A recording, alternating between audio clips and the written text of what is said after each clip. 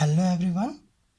अभी तक हमने फिजिक्स के इलेक्ट्रिसिटी चैप्टर का पोटेंशियल डिफरेंस और इलेक्ट्रिक करंट, रेजिस्टेंस, ये सारे टॉपिक्स कवर कर लिए थे।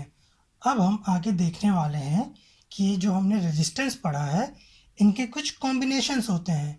कॉम्बिनेशंस होते हैं मतलब इन्हें कई तरीके से हम अरेंज कर सकते हैं, जैसे कि सीरीज कॉम्बिनेशन और पैरेलल कॉम्बिनेशन। तो आज हमारा पूरा उद्देश्य यही रहेगा कि हम कैसे सीरीज कॉम्बिनेशन और पैरेलल कॉम्बिनेशन के बारे में जान सकें। ये सीरीज कॉम्बिनेशन और पैरेलल कॉम्बिनेशंस क्या होते हैं? ये रेजिस्टेंस को अरेंज करने की टेक्निक होती है, या हम ऐसा कहें कि ये जो रेजिस्टेंस होते हैं इन्हें हम इन तरीक़ों से अरेंज कर सकते हैं। तो ये बेसिकली होते क्या हैं? ये होते हैं types of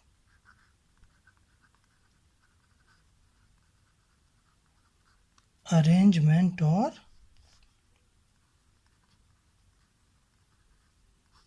system of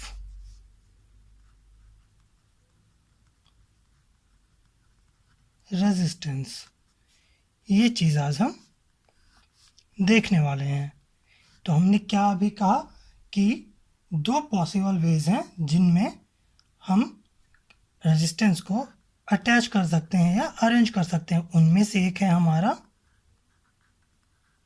series connection, या आपको कॉम्बिनेशन भी लिखा मिल जाएगा कहीं,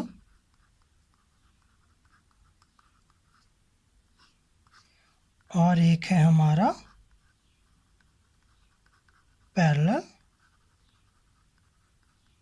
कॉम्बिनेशन। और जब आप न्यूमेरिकल सॉल्व करेंगे तो आपको एक इन दोनों का मिक्स्ड कॉम्बिनेशन मिलेगा, जिसे आप सीरीज पैरेलल कनेक्शन भी कह सकते हैं। बेसिकली हम पढ़ेंगे क्या? Series and parallel combination. और जो न्यूमेरिकल्स होते हैं वो इन दोनों को कंबाइन करके कुछ फॉर्म किए जाते हैं, तो वो अलग चीज़ है। जब हम न्यूमेरिकल सॉल्व करेंगे तब हम इसके बारे में देखेंगे। अभी हम जानने की कोशिश करते हैं कि ये सीरीज कॉम्बिनेशन क्या है और ये पैरेलल कॉम्बिनेशंस क्या हैं। सीरीज कॉम्बिनेशंस में क्या होते हैं, जैसे कि रेजिस्टेंस हमने पढ़ा था,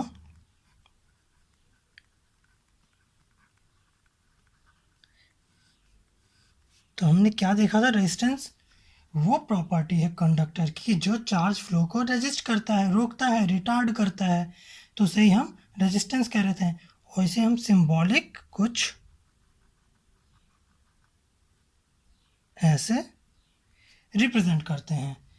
तो अगर ये कोई रेजिस्टेंस है और इसका हमें एक सीरीज कॉम्बिनेशन फॉर्म करना हो तो हम क्या करेंगे? ऐसे कई रेजिस्टेंस लेंगे। मान लेते हैं एक रेजिस्टेंस ये R1 है, ऐसा ही एक रेजिस्टेंस ये R2 है,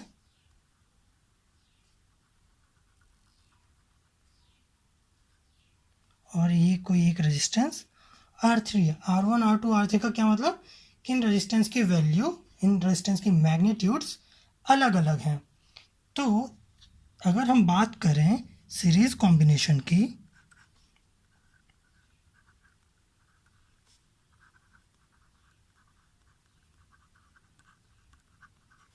सीरीज कॉम्बिनेशन में होगा क्या कि ये रेजिस्टेंस आपस में कुछ इस तरीके से अटैच होंगे कि एक रेजिस्टेंस का हेड, अगर ये हेड है, ये टेल है, तो एक रेजिस्टेंस का हेड अगले रेजिस्टेंस के टेल से अटैच होगा, और इस रेजिस्टेंस का हेड अगले रेजिस्टेंस के टेल से अटैच होगा। कुछ इस तरीके से कि अगर कोई करंट हम इस सर्किट में फ्लो कराएंगे तो वो करंट तीनों रेजिस्टेंस से इक्वल अमाउंट में पास होगा। तो अगर हमें इसे सीरीज कॉम्बिनेशन में फॉर्म करना हो तो हम कैसे कर सकते हैं? ये मान लीजिए हमारा R1 है, ये R2 है, ये R3 है। ये हमने रेजिस्टेंस को पहले तो सीरीज में कंबाइन कर लिया। अब करंट का फ्लो होगा जब इनके बीच कुछ पोटेंशियल डिफरेंस हो, और पोटेंशियल डिफरेंस क्रिएट करने के लिए हम क्या करते हैं?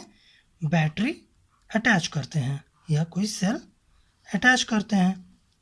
अगर ये प्लस टर्मिनल और ये माइनस टर्मिनल है तो हमारा करंट ऐसा कुछ फ्लो होगा, और ये करंट को हम डिनोट करते हैं आई से। तो इस केस में क्या होगा, ये करंट कहीं और डेविएट नहीं हो पाएगा और इसके पास एक यही पाथ बचता है जिसमें ये फ्लो हो सकता है। तो जो अमाउंट का करंट आई R1 से फ्लो होगा वही R2 से, वही ये R2 है, ये R3 है। तो जो करंट R1 से फ्लो होगा वही R2 से, वही R3 से, और ऐसे ये सर्किट कंप्लीट होगा।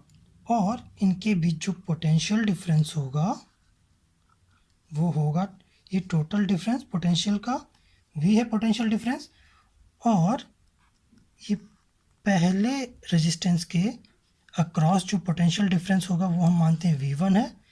इसी तरह दूसरे के अक्रॉस V2 पोटेंशियल डिफरेंस है, और तीसरे के अक्रॉस V3 पोटेंशियल डिफरेंस है। ठीक, तो यहाँ पे हमने देख लिया कि सीरीज कॉम्बिनेशन में चीज़ें दिखती कैसी हैं। तो ये हमने एक सीरीज कॉम्बिनेशन में सर्किट को बना लिया। अब होगा क्या, इस सीरीज कॉम्बिनेशन जो हम पढ़ने जा रहे हैं इसका मेन मोटिव ये है कि जो ये तीन रेजिस्टेंस लगे हुए हैं हम चाहते हैं कि इनके इक्विवेलेंट कोई एक रेजिस्टेंस हम कैलकुलेट कर पाएँ। मतलब क्या कि कोई एक ऐसे वैल्यू की रेजिस्टेंस हमें मिल जाए कि इन तीनों को हटा के हम वो एक रेजिस्टेंस इस पे लगा सकें, और उस रेजिस्टेंस को जो इन तीनों के बराबर अकेला होगा उसे हम कहते हैं इक्विवेलेंट, या फिर इसे ही कहते हैं हम इफेक्टिव रेजिस्टेंस। ये इक्विवेलेंट या इफेक्टिव रेजिस्टेंस कौन सा रेजिस्टेंस है, ये वो रेजिस्टेंस है जो इन तीनों को या जितने भी नंबर्स ऑफ रेजिस्टेंस किसी सर्किट में लगे हैं उनको वो अकेला रिप्लेस कर सके। तो ये चीज़ थी जो हमने देखी कि एक सीरीज कॉम्बिनेशन रेजिस्टेंस का कैसे फॉर्म होता है। अब हम इन तीन की जगह कैसे एक अकेला रेजिस्टेंस यहाँ पे अटैच कर सकते हैं वो जानने की कोशिश करेंगे। ठीक है, आगे देखते हैं कि हमें क्या करना है। हम इस सर्किट में मान लेते हैं late I be the electric current flowing through the each resistance when potential difference of V is applied across the circuit and V1, V2, V3 are the potential difference across or the potential difference across the resistance R1, R2 and R3 respectively। ठीक, हमने क्या देखा, हमने देखा कि कोई I current है जो तीनों ही रेजिस्टेंस से फ्लो हो रही है, और जब हमने वी पोटेंशियल डिफरेंस क्रिएट किया और तीनों रेजिस्टेंस के अक्रॉस जो हमारा पोटेंशियल डिफरेंस है वो V1, V2, V3 है। अब एक चीज़ समझने की बात आती है, हमने पिछले क्लासेस में एक चीज़ पढ़ा है, एक डिवाइस पढ़ी थी जिसे हम कह रहे थे क्या, वोल्ट मीटर। वोल्ट मीटर, ये वोल्ट मीटर क्या था, ये वोल्ट मीटर वो डिवाइस थी जो पोटेंशियल डिफरेंस मेज़र करने के काम आ रही थी। तो इस अरेंजमेंट में जब हमने पोटेंशियल डिफरेंस मेज़र करने के लिए वोल्ट मीटर लगाया तो हमने क्या पाया कि ये तीनों सर्किट के अक्रॉस जो ये अलग अलग V1, V2, V3 ये पोटेंशियल डिफरेंस हैं, इन तीनों का सम इसके इक्वल है। मतलब जब हम इसे ऐड कर रहे हैं तो हमें ये पोटेंशियल डिफरेंस मिल रहा है। तो हम ये कह सकते हैं कि ये जो पोटेंशियल डिफरेंस है अक्रॉस द सर्किट ये इक्वल टू होगा V1 plus V2 plus V3। तो यही एक फॉर्मूला है, यही एक केस है जिसके थ्रू हम इसमें आगे बढ़ेंगे। तो आगे देखते हैं। ठीक है, वही सर्किट हमने यहाँ पे फिर से ड्रॉ किया है। तो हमने क्या कहा कि ये जो पूरे सर्किट का पोटेंशियल डिफरेंस है वो इन रेजिस्टेंस के अक्रॉस इंडिविजुअल पोटेंशियल डिफरेंस के सम के इक्विवेलेंट है। तो हम इसे लिख सकते हैं कि V जो है हमारा पोटेंशियल डिफरेंस ओवरऑल वो इक्वल टू है V1 plus V2 plus V3 के। ठीक, इसे हम देते हैं अपना इक्वेशन नंबर 1। ठीक, अब हमने पिछली क्लास में एक लॉ पढ़ा है, ओम्स लॉ, और उस ओम्स लॉ के अकॉर्डिंग हम क्या जानते हैं कि V इक्वल टू IR होता है। तो हम लिख सकते हैं We know that according to the Ohm's law V equal to IR। और अगर हमें V1 की वैल्यू चाहिए तो हम यहाँ पे लिख सकते हैं V1 equal to IR1। I1 क्यों नहीं? क्योंकि सेम करंट ही पूरे सर्किट में फ्लो हो रही है, I की वैल्यू चेंज नहीं हो रही है, लेकिन रेजिस्टेंस और पोटेंशियल डिफरेंस की वैल्यू चेंजेस हो रही हैं। तो हमने लिखा V1 इक्वल टू I1R1। ऐसे ही V2 इक्वल टू हम क्या लिख सकते हैं IR2, और फाइनल V3 इक्वल टू हम लिख सकते हैं IR3। अब ये सारे इंडिविजुअल वैल्यू हम इक्वेशन नंबर 1 में पुट करने वाले हैं। तो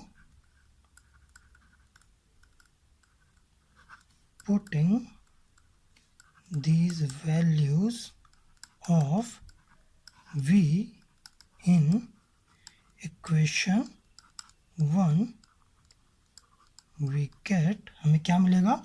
V की जगह हम पुट कर सकते हैं IR,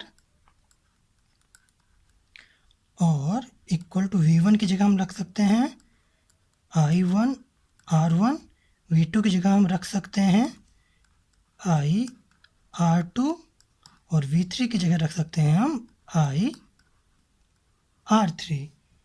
अब अगर हम यहाँ से I कॉमन लें तो हमें मिलेगा R, यहाँ से हमने I बाहर निकाल लिया, यहाँ से हमने I को बाहर किया तो हमें मिला R1 plus R2 plus R3।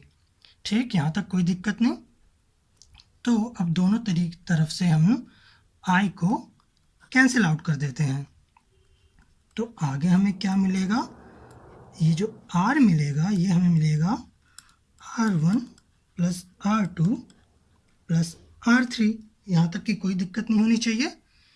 ठीक, अब मान लेते हैं यहाँ तो हमने सिस्टम में 3 ही रेजिस्टेंस कंसीडर किए थे। अब मान लेते हैं ऐसा कोई सिस्टम है जिसमें बहुत सारे हैं, 10, 15, 20, मतलब n नंबर्स ऑफ रेजिस्टेंस हो सकते हैं। तो अपन लिख सकते हैं इफ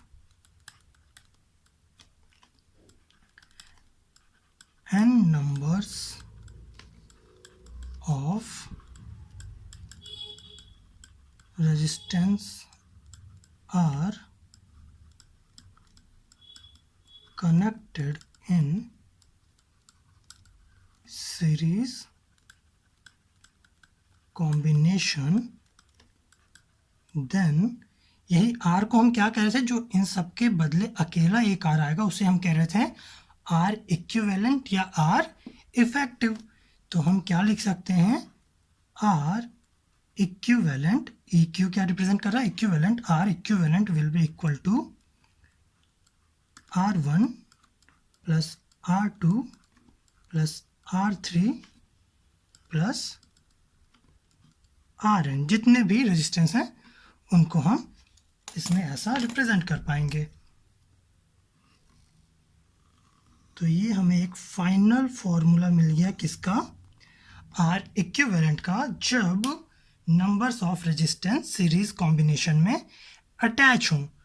इसका क्या सिग्निफिकेंस हुआ, इसका मतलब सिर्फ ये हुआ कि अगर रेजिस्टेंस जो है वो सीरीज कॉम्बिनेशन में अटैच हैं, चाहे जितने भी रेजिस्टेंस हों, और उन सबको हटा के हमें सिर्फ एक रेजिस्टेंस रखना हो इक्विवेलेंट जो आर के है, तो हमें क्या करना होगा, उन सारे रेजिस्टेंस का सिंपली सम कर देना होगा, ऐड कर देंगे और हमें इक्विवेलेंट रेजिस्टेंस मिल जाएगा। यही सिग्निफिकेंस था किसका, जब हम रेजिस्टेंस को सीरीज कॉम्बिनेशन में अटैच करते हैं।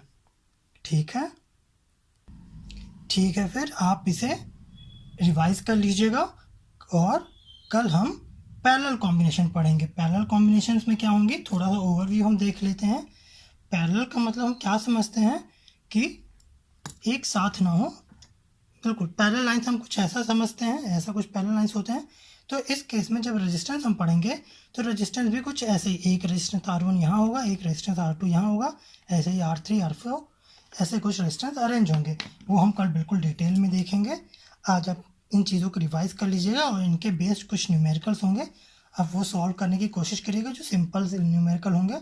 बाकी ये चैप्टर ख़त्म होने के बाद हम और न्यूमेरिकल्स सॉल्व करेंगे इस टॉपिक से रिलेटेड।